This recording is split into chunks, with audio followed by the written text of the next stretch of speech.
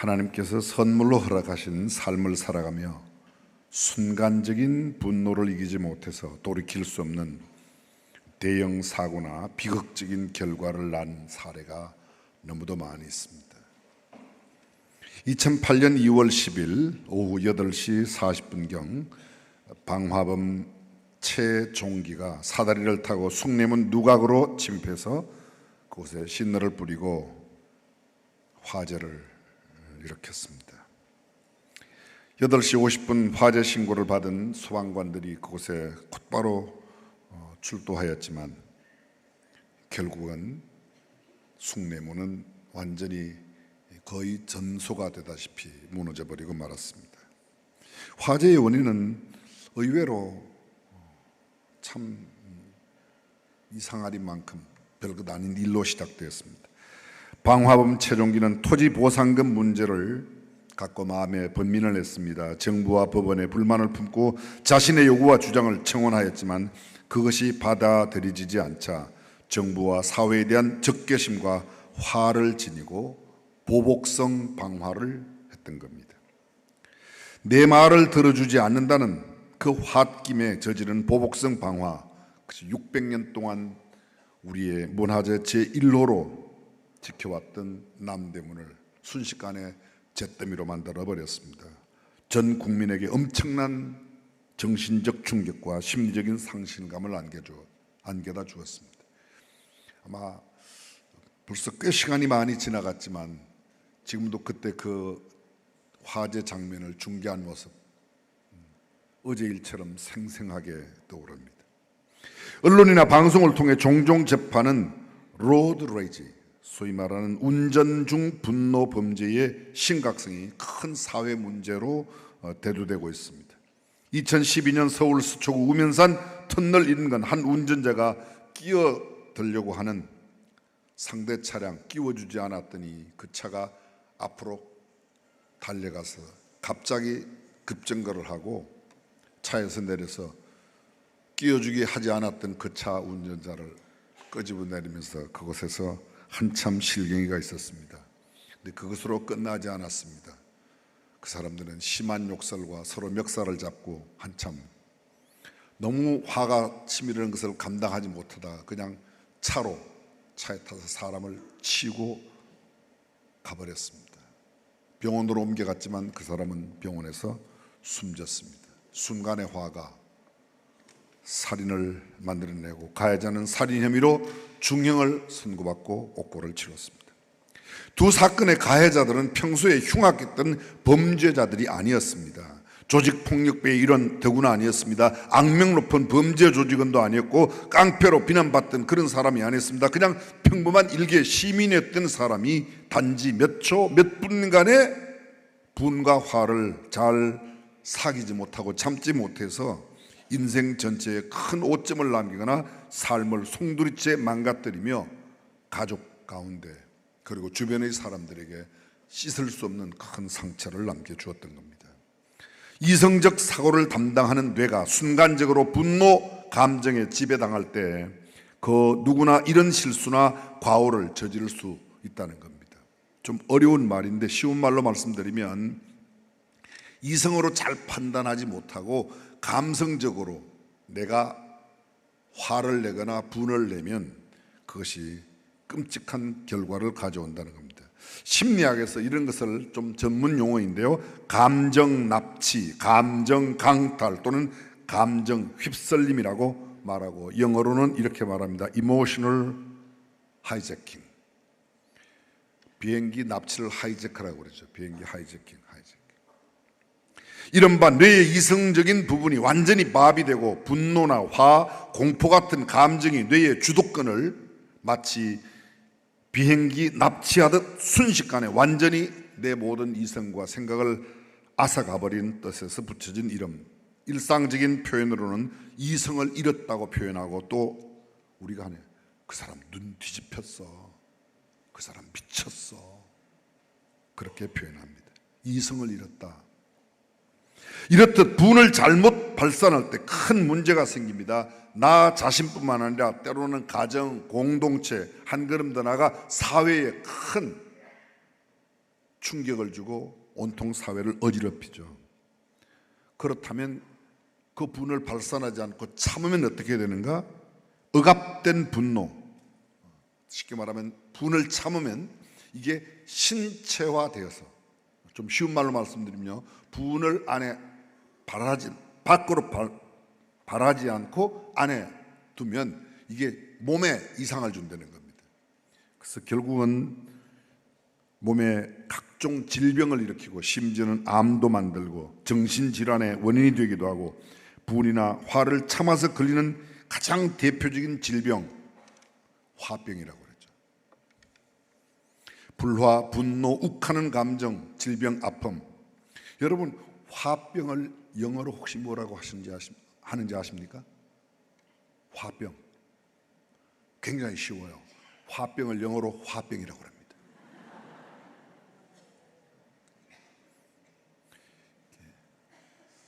화병을 영어로 화병이라고 그러고, 그 화병의 영어 성경에는 해석이 이렇게 되어 있어요. 한국인 특유의 문화적 배경에서 발생하는 정신적, 신체적 증상이기 때문에 정신의학계에서도 우리말 발음 그대로 화병으로 표기를 한답니다. 주로 이 화병이 누구에게 많다고요? 이 한국 사람에게 많다고요. 그래서 아예 그냥 한국 사람 그대로 이름, 영어 이름도 화병으로. 미국 정신의학회의 정신질환 진단 및 통계 편람에도 한국의 문화특이 증후군, 한국 문화특이 증후군, 이게 화병이라고 설명합니다. 다른 영어로 표현하면 mental illness, 정신적인 병, 그렇게 표현합니다.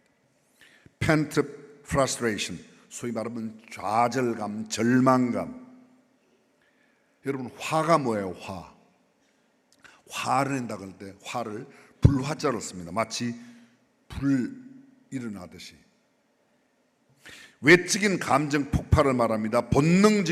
내 본능적인 생각대로 그냥 표출해 버립니다. 즉각적으로, 본능적으로, 일시적으로 감정 나는 대로 그냥 뱉어버리는 겁니다. 나의 기대에 어긋나기에, 내가 손해를 보았다고 생각하기에, 내가 남들에게 공격받았다는 느낌이 들 때 즉각적으로 나타나는 현상, 이 화라고 합니다.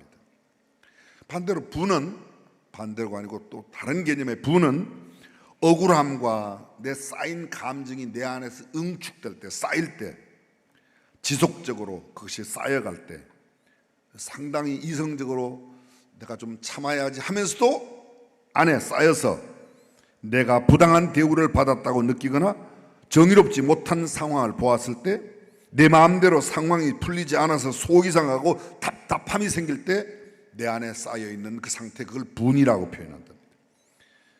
외부로 터지기 전 상태에 내 안에 꽉 차 있는, 대개는 마음 깊은 곳에 쌓이고 뭉쳐 있어서 이를테면 너무 분통이 터져서 잠이 안 온다, 내가 견딜 수 없는 내 안의 상태를 분이라 그렇게 말합니다. 다른 말로 표현하면 화는 다듬어지지 않은 감정의 외적인 표현이고, 분은 이건 부당하다고 느낌이 쌓이는 감정, 생각. 다시 말하면 화는 밖으로 표출된 거고 분은 내 안에 쌓이는 것이다, 이렇게 이해하시면 좋겠습니다. 유명한 20세기 러시아의 신비주의 운동가요 탁월한 스승인 구르지예프가 임종을 눈앞에 둔 자기의 할아버지로부터 중요한 가르침을 받았다고 그의 책에서 고백합니다. 누군가 너를 모욕하거나 너를 오해해서 그와 다투게 되면 그날 그 일을 해결하려 들지 말고 하루가 지나고 다음날 그를 만나거라. 그 다음날 내 생각에, 그 다음날 만나는 그 사람, 그날 밤을 지나면서 내 생각에 그가 옳다고 생각이 들면 다음날 그를 만나서 미처 내가 알지 못했던 것을 깨우쳐 주어서 고맙다고 인사하고 사과를 해라. 그리고 그 사람이 틀렸다고 생각하면 그냥 내버려 둬라. 그러면 마찰이 일어나지 않는다. 구르지예프는 평생 할아버지의 임종 약속을 지켰고 결국 그것을 화를 자아 성찰의 방편으로까지 승화시키는 인생의 보석 같은 지혜를 얻었다고 그는 이야기하고 있습니다. 불교 이야기를 해서 죄송한데요, 불교에도 삼독심, 세 가지 독한 마음이 있대. 세 가지 독이 있다는 겁니다. 그게 뭔가 하면 첫 번째가 탐할 탐자예요. 라가라고 그러는데요, 내가 좋아하는 것을 집착하고 그것을 소유하려는 끝없는 욕망, 물질적인 부, 명예, 권력, 타인의 애정이나 특정한 상황에 대한 집착, 남이 같이 사귀고 있는 애인을 내가 보고 내가 갖고 싶어 하는 거, 그 탐, 물질, 채워도 만족이 없습니다. 제가 오늘 일부 예배 시간에 시의원, 도의원 또 이렇게 하시는 분들 여쭤봐서, 시의원 한 번 하면, 이번에 당선되면 다음에는 안 해야지. 안 해요. 두 번 하면 세 번 하면, 네 번 하면, 아니, 그 다음엔 도의원, 그 다음에는 국회의원, 그 다음에는 국회의원을 한 두 번, 세 번 하시면요, 우리 김영진 집사님, 삼선 의원님이신데, 삼선 의원이 되면 대통령 되고 싶은 마음이 꼭 한번 들어간다며요. 오늘 일부 예배에 5선 국회의원이 참여를 하셨어요. 여쭤봤더니 자기는 아예 아니래요. 5선 하는 동안에 한 번도 그런 마음은 안 먹어봤대요. 감사하다고 그랬어요. 저는 김영진 집사님 가만히 계신 거 보니까 잘 모르겠어요. 대통령 하면 괜찮을까요? 인간의 욕망은 끝이 없는 거죠. 그 탐심 때문에 그렇다는 거죠. 두 번째, 진짜가 눈목자 옆에 참진짜에서 이걸 갖다가 부럽들 진짜, 부럽들, 눈을 부럽든다. 다른 말로 말하면 성난 것을 말하는 겁니다. 내가 싫어하는 대상이나 상황을 거부하는 마음, 내 뜻대로 되지 않을 때 생기는 그런 짜증, 질투하는 마음, 원망하는 마음, 적대감, 분냄, 화냄, 성능, 이것이 모두 이 진에 속하는 거다. 진에 속하는. 정말 그런 경우가 많죠. 그렇죠? 주로 여러분, 누구한테 이런 성내는 경우가 많죠? 남편. 그 다음에 또 누구에게요? 아내에게. 오히려 더 깍듯하게 더 대하고 더 사랑해야 할 남편이고 아내인데 어쩌면 더 쉽게 그렇게 대하는지도 모르겠습니다. 세 번째 독이 치라고 합니다. 이 치자는 어리석을 치자예요. 어리석을. 다른 말로 한자로 옮기면 없을 무자에 밝을 명자, 밝음이 없다. 다른 말로 말하면 지혜가 없다. 어리석음, 존재와 상황을 정확하게 알지 못하며 현상의 본질을 꿰뚫어 보지 못하는 무지. 결국은 왜 그렇게 탐욕을 내고 왜 그렇게 사람이 어리석게 살아가는가, 무언가를 그렇게 성내며 살아가는가, 지혜롭게 분별하지 못하기 때문이라고 이야기하고 있습니다. 이야기 나온 김에 한 말씀만 더 붙이겠습니다. 유명한 스토아 철학의 대가인 세네카가 예수님 태어나던 해에 함께 태어났습니다. 물론 다 태어난 곳은 다르지만 같은 해에 태어났는데 69세를 살고 떠났습니다. 예수님은 33년. 그런데 그는 화의 근본 원인을 자신의 부당한 대우를, 내가 부당한 대우를 받았다고 하는 믿음이 생기면 화가 난다. 화에 대하여라는 그분이 쓴 책 가운데 그 책의 첫 머리에 이런 글이 나옵니다. 제가 그대로 베껴왔습니다. 2013년도에 한국말로 번역이 됐어요. 화는 다른 감정들에 비해 특별히 더 비천하고 광포한 것으로 오로지 격렬한 공격성만 가득할 뿐이다. 화는 상대방을 해할 수만 있다면 그 무엇도 신경 쓰지 않는다. 그 과정에서 스스로에게 겨누어진 비수의 칼끝을 향해 덤벼들며 안가품하는 자신마저 나락으로 떨어뜨리는 아주 처절하고 철저한 복수를 감행한다. 화는 하찮은 이유로 격분하며 무엇이 옳고 참된지 알아보지 못한다. 화가 얼마나 큰 나에게 나쁜 영향을 주는지를 이야기하는 겁니다. 누군가의 말처럼 현대 사회는 분노 사회라는 말이 정말 맞는 것 같습니다. 그런 생각이 많이 들었어요. 요 사이 저도 한국 사람이지만요, 이렇게 만나면요, 거의 모든 사람이 언제 어떤 상황 가운데도 화날 준비가 아주 완벽하게 되어 있어요. 조금만 틀리면 그냥 금방 화를 내요. 그렇죠? 내가 이 사람을 정말 잘 대해야 할 내 아내인데, 내 남편인데, 내 부모이고 내 자녀인데, 자녀들이 제일 쉽게 부모한테 화내고요, 부모님도 자녀들한테 마치 부모들이 자기의 화난 것을 버리는 쓰레기통으로 생각하고 그냥 쏟아내고 함부로 대하는, 처음 그 아이를 임신하였을 때, 잉태하였을 때, 그 아이가 출생했을 때 그렇게 금지옥엽처럼 귀하게 여기다가도 사춘기가 되면 그 아이를 내 마치 감정 해소하는 통로인 줄 알고, 쓰레기통인 줄 알고 거기다가 다 막 쏟아내지 않습니까? 화를 내지 않습니까? 다른 이야기가 아니고 우리 집 이야기예요. 그렇죠? 우리 집.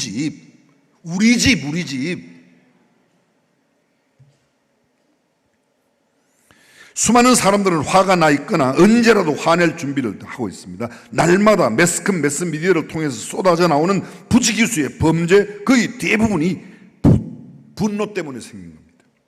초대형 사건, 사고, 끔찍한 참상의 배후에는 그 예외 없이 분냄과 화가 있기 때문에, 그 분과 화만 잘 조절하면 이 세상에 일어나는 모든 범죄의 한 80~90%는 거의 없어질 겁니다.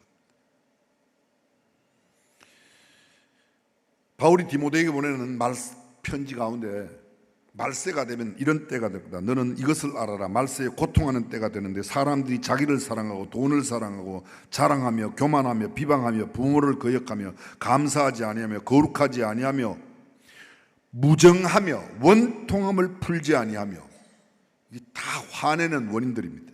모함하며 절제하지 못하며 싸나우며,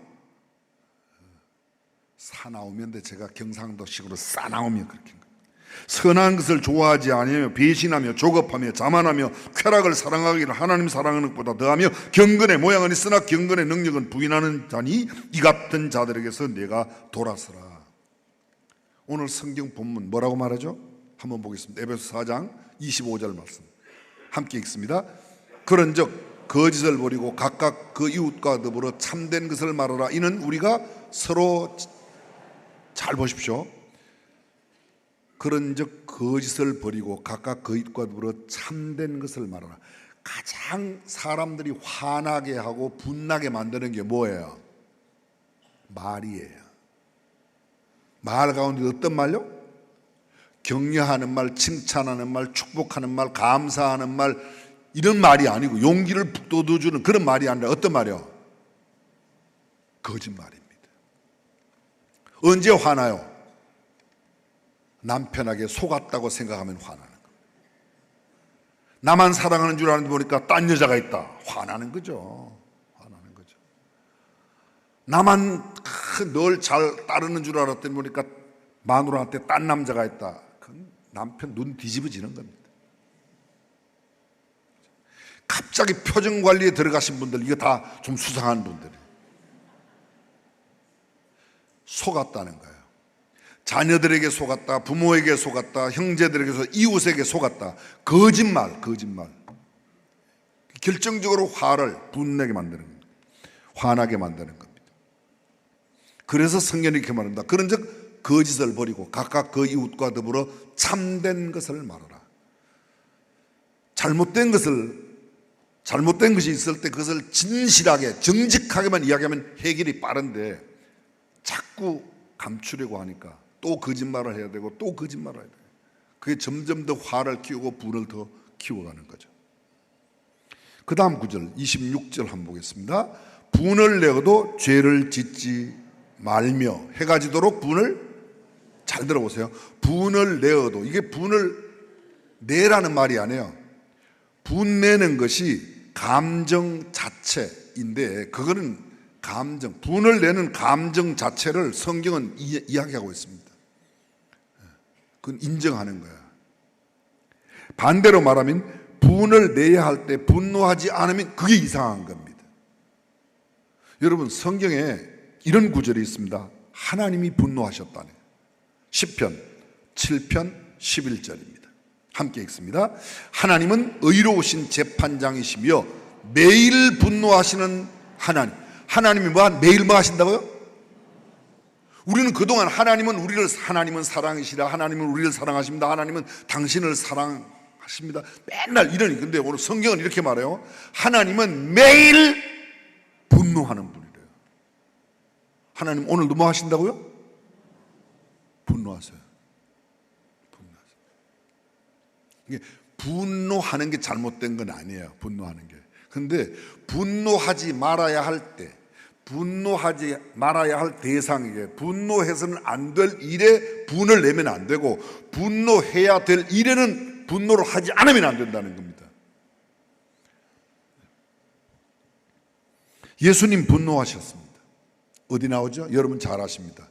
예수님께서 마지막 승리의 입성 예루살렘 성전 안에 들어가셨을 때 거기 돈 바꾸는 자들과 비둘기 파는 자들의 상을 엎으시고, 너희는 내 집을 강도의 구렬로 내 집은 만민을 위한 기도하는 집인데 강도의 구렬. 거기 보면 이렇게 돼요. 예수님께서 분을 내시고, 분을 내셔서 예수님도 분을 내셨다는 거죠. 요한복음 11장 33절 우리 한번 함께 보겠습니다. 예수께서 그가 우는 것과 또 함께 온 유대인들이 우는 것을 보시고 심령에 비통히 여기시고 불쌍히 여기사. 이 말씀 여러분들이 배경을 아십니다. 예수님께서 마리아 마르다의 초청으로 나사로의 집에, 마리아네 집에 가셨습니다. 그때 나사로가 죽었습니다. 나사로가 죽었을 때 나사로의 죽음으로 인해서 마리아도 울고 있고 많은 유대인들이 나사로의 죽음 때문에 우는, 예수님은 그 우는 것을 보셨어요. 마리아의 우는 것, 함께 온 유대인들이 우는 것을 보시고 심령에 비통히 여기시고, 여기에 심령에 비통히 여기셨다는 이 말씀, 헬라의 원어에 엠브리마 오마이, 엠브리오마이 이렇게 되어 있습니다. 그게 무슨 뜻인가 하면요, 예수님께서 매우 분노하셨다. 무슨 뜻이죠? 예수께서 그가 우는 것과 또 함께 온 유대인들이 우는 것을 보시고 심령에 매우 분이 아주 가득하셨어요. 누구를 보고요? 우는 마리아 보고, 우는 유대인들 보고. 그렇죠? 아니에요. 이 구절은 잘 해석할 필요가 있습니다. 마리아가 울고 있는 모습, 나사로의 죽음 때문에 유대인들, 조문 온 유대인들이 우는 것을 보고 죄 때문에 죽게 된, 죽음이 왜 왔어요? 죽음의 원인이 뭐예요? 죄 때문이에요.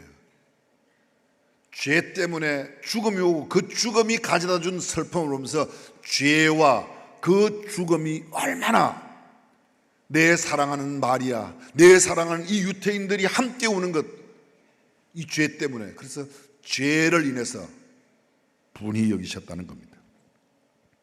죄와 죽음의 고통에, 그 고통이 얼마나 큰지 사랑하는 자들의 아픔과 슬픔을 보시면서 그들을 그토록 아프게 한 그 죄, 그리고 그들을 그렇게 죽게 만드는 사단의 괴략, 그것을 갖다가 보고 화를 내신 거죠.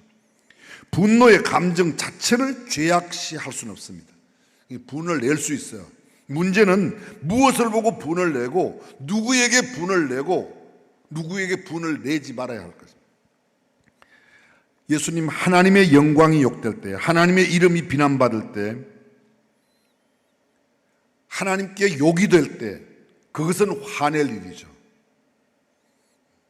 누가 막 하나님을 욕하는데도 내 마음이 아무렇지도 않다, 그럼 제대로 예수 믿는 게 아니죠. 그렇죠? 남들이 막 거짓말하고 나쁜 짓을 하고 막 훔쳐도, 그래 잘한다, 내 아들아 넌 어떻게 그런 걸 많이 훔쳐왔니? 그 제대로 된 거예요? 화를 내야 할 때 화를 내지 않으면 내가 이상한 겁니다. 예수님 자신을 향하여, 예수님 잘 보세요. 예수님께서 붙잡혀 가서 채찍에 맞으셨습니다. 침뱉음을 당하셨습니다. 따귀를 맞았습니다. 온갖 비난과 조롱을 당했습니다. 그런데 예수님 자신이 따귀 맞고, 자신이 채찍 맞고, 자신이 억울한 일 당한 일에 대해서 한 번도 화내지 않았어요. 하나님의 영광이 가려질 때, 여러분 언제 화를 내십니까? 사람들은 주로 이럴 때 화를 냅니다. 우리 자신이 공격받을 때, 내가 공격받을 때, 내가 손해볼 때, 내가 억울할 때, 내가 정말 너무 이런 대우를 받아서는 안 되는데 왜 내가 이런 대우를 받지?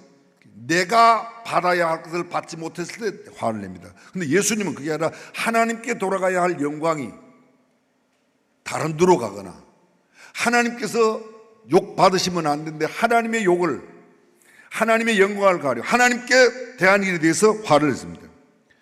하나님의 뜻대로 되지 않는 것 때문에 우리가 화를 내는 게 아니라 내 뜻대로 안 돼서, 내 생각대로 안 돼서, 내 계산대로 안 돼서, 내가 원하는 대로 안 되어서 우리는 화를 낸다는 거죠. 화를 내십시오. 무엇을 위해서? 의를 위해서. 잘못된 것을 보고, 불의를 보고, 불의를 보고도 화가 안 난다. 내가 불의한 사람. 억울한 일을 당한 사람들, 가난하고 헐벗은 사람들이 어려운 일을 당할 때 그것을 내가 안타까워하면서 그들의 아픔을 내 아픔으로 여기는 그런 의분을 내가 가질 때 내가 정말 진실한 그리스도인으로서의 삶을 산다는 겁니다. 자, 그러면 어떻게 우리는 이 화나거나 분을 때 우리의 태도가 어떻게 되는가? 가장 첫 번째, 내가 화가 난 이유가 무엇 때문인지를 깊이 살필 필요가 있습니다. 내가 지금 무엇 때문에 화가 나지? 내가 왜 이렇게 분통이 터지지? 그 사람들이, 거의 많은 사람들이 내가 원하는 게 되지 않았을 때, 내가 정당한 대우를 받지 못한다고 생각할 때, 자녀를 키우면서 별로 화낼 일도 아닌데 내가 화나는 경우가 있어요. 그렇죠? 조금만 더, 한 걸음만 더 뒤로 물러서서 5분만 더 참고 생각하면, 그런데 그렇진 않아요. 일단 눈앞에 보이고 내가 생각나는 대로 순간적으로 뱉어버리니까 그게 분을 내고 화를 내는 것입니다. 두 번째로, 내 몸과 마음이 너무 지쳐 있거나 피곤하면 화가 나고 분통되습니다. 그래서 여유롭게 좀 살 필요가 있습니다. 제가 여기에 긴 설명을 드리지 않겠습니다. 마지막 세 번째로 우리가 하는데, 분노를 건강하게 표현해야 되는데 표현하지 않으면 내 안에서 그게 질병이 되는 겁니다. 여러 가지 질병, 저는 수많은 질병들을 적어오긴 했는데 그 질병들 말고 내 육체의 건강에도, 내 정신에도, 내 마음에도, 내 영혼까지 피폐하게 만드는 그런 근본적인 원인이 바로 이 제대로 표출하지 못할 때, 말로 표현하는 것이 가장 건강한 방법인데 어떻게 표현합니까? 내 감정 자체만 표현해야지 감정을 갖고 남을 상하게 합니다. 당신이 이렇게 하는 것은 나는 그렇게 하면 내 마음이 아파요. 그것을 심리학에서 아이 메시지라고 그러더라고요. 아이 메시지. 나는 당신이 전화를 하지 않으면 내가 많이 좀 궁금하고 불안해요. 당신 손가락 없어? 왜 전화 안 해? 이거 하고, 난 당신이 전화하지 않으면 내가 참 불안해요. 우리는 보통 어떻게 하죠? 전화도 못하나 인간아?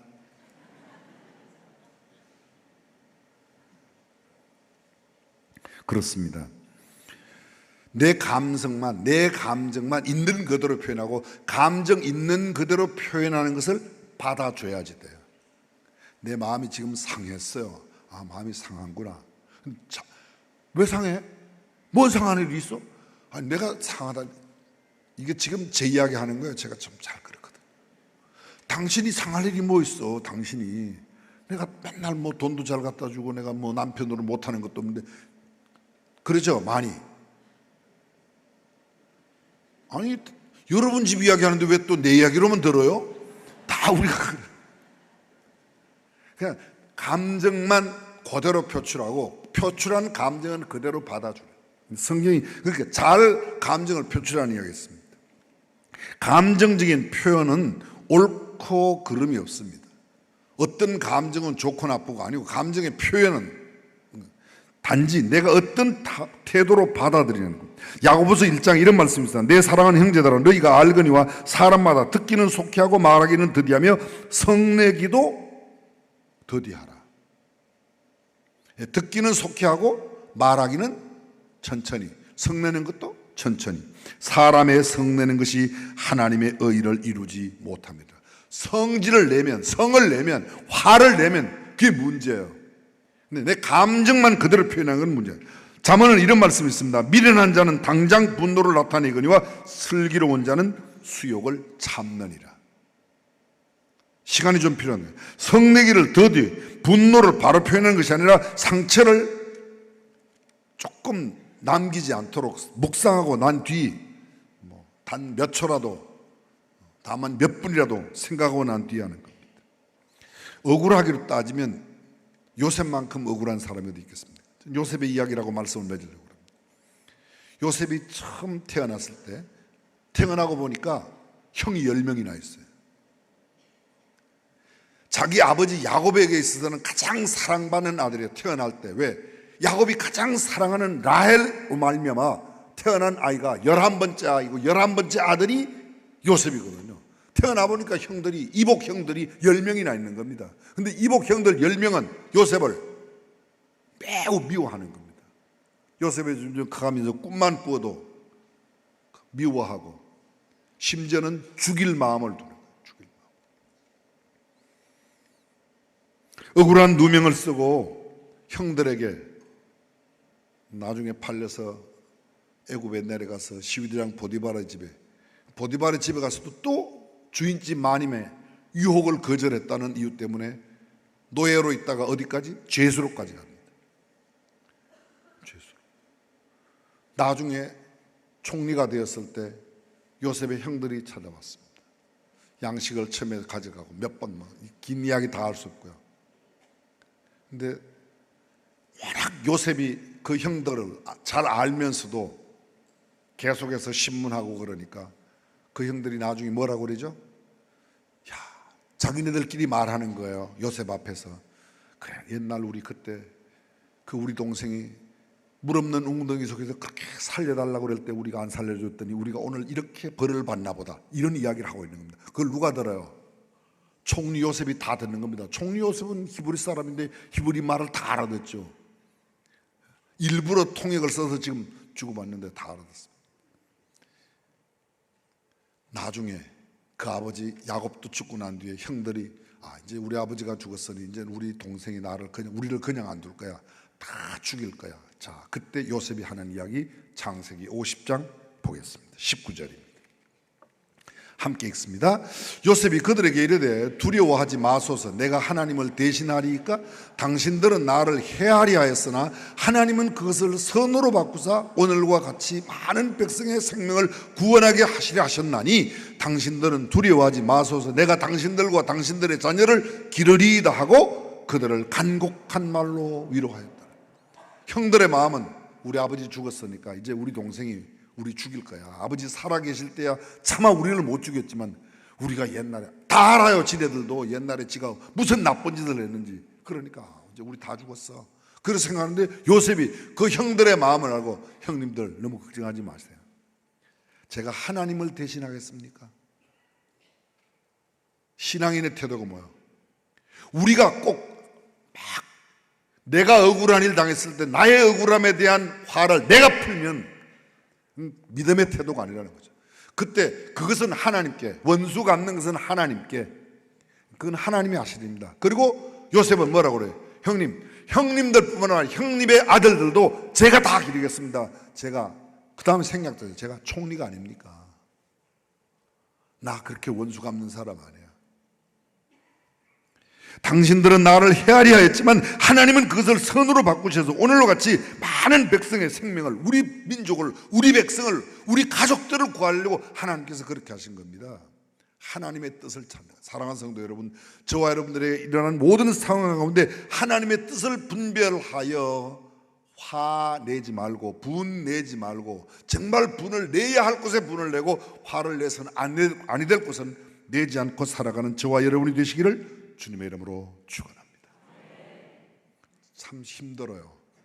눈앞에 있는 일이, 현실이 내게 주는 것이 너무 다가오기 때문에 때로 내가 손해보아도, 내가 수욕을 당하고, 내가 침뱉음을 당하고, 내가 매를 맞아도 나에 대한 일에 대해서는 내가 화내지 않고 하나님의 영광이, 하나님의 존귀하심이, 하나님의 이름이 욕될 때 그것 때문에 의분을 일으킬 수 있는, 믿음의 분은 일으키되 나의 억울함 때문에는 분을 일으키지 않는 하나님의 말씀대로 살아가는 저와 여러분이 되시기를 다시 한번 간절히 축원합니다.